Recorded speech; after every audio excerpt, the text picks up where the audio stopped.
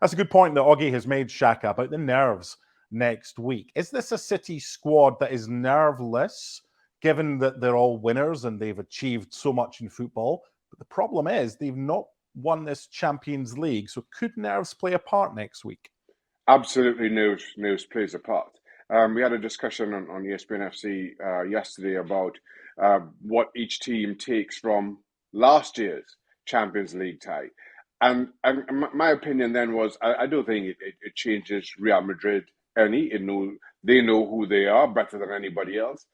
I think it shows Manchester City how fragile even a two-goal lead is going into to injury time. And I think Manchester City will have learned from it and are better for it.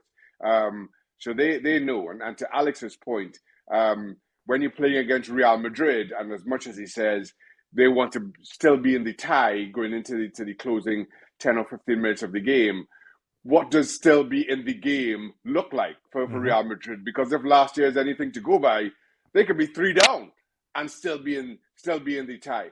And I think that's the big difference to City here. They know that they have to play 180 minutes, 90 down, the next 90 to come. Take absolutely nothing for granted, not even a 2-goal lead going into injury time, because they know that Real Madrid will not panic. They know that Real Madrid can hurt them almost at the flick of a switch. So it's up to them to at home to not just get themselves in front, but to keep themselves in front and know that the game really isn't over until you're back in the dressing room after the game. Whoever wins this tie is likely to be overwhelming favourites in the final.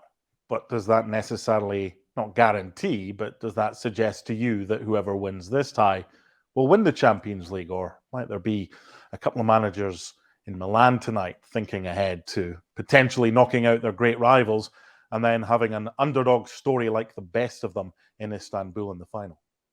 Absolutely. Whoever wins this tie, when we're discussing the final during the coming weeks, I will have as favorites. I will pick them as winners, regardless of who goes through between Milan and Inter.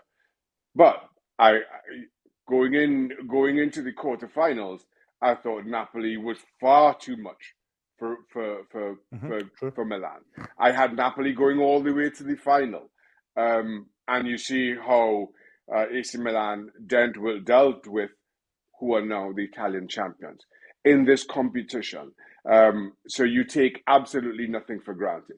And truth be told, going into a final, I think being underdogs can be a benefit, certainly psychologically, where there isn't that pressure, where there isn't that expectation.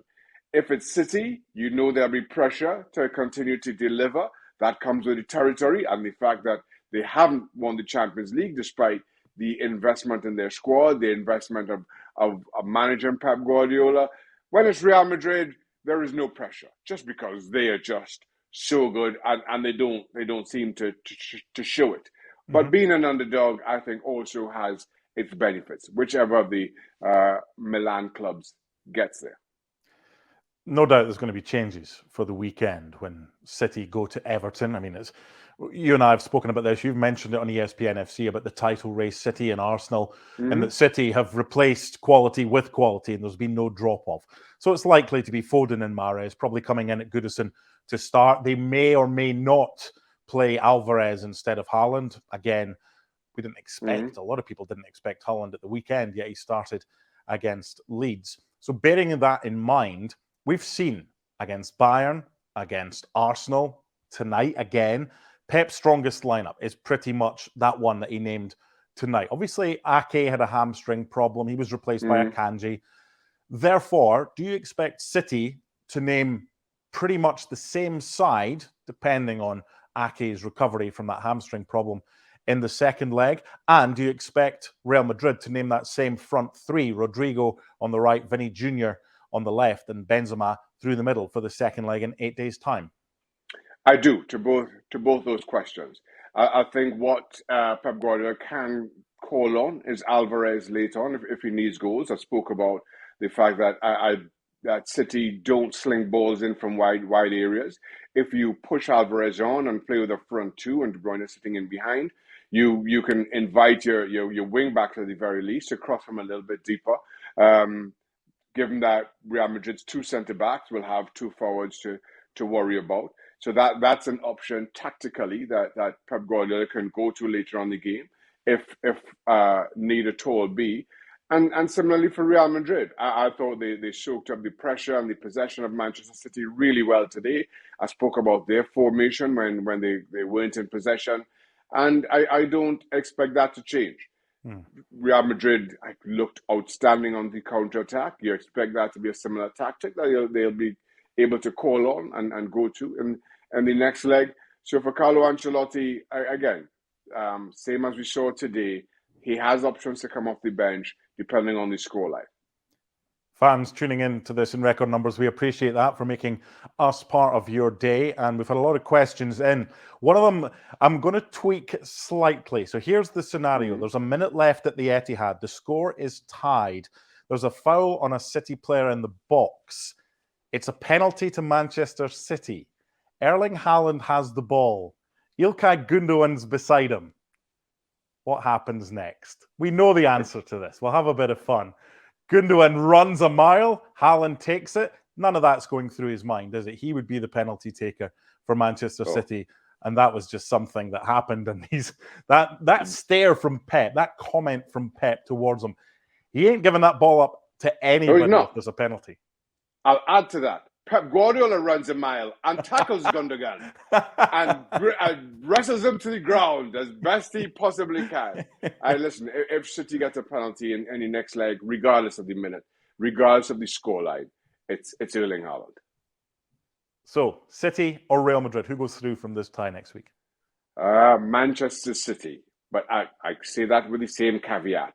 That will neither surprise or worry Real Madrid fans, because that's what I said 12 months ago. So they'll be happy to hear me repeat that prediction.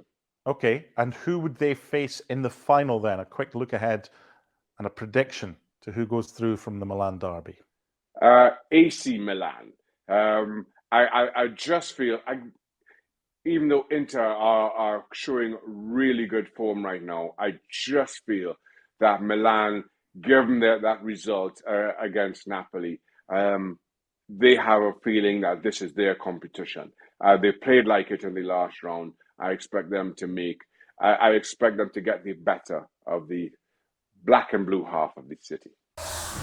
Well, thank you very much for watching ESPN on YouTube. For more sports highlights and analysis, be sure to download the ESPN app. And for live streaming, premium content, and let's not forget as well, ESPN FC 7 days a week. Subscribe to ESPN Plus.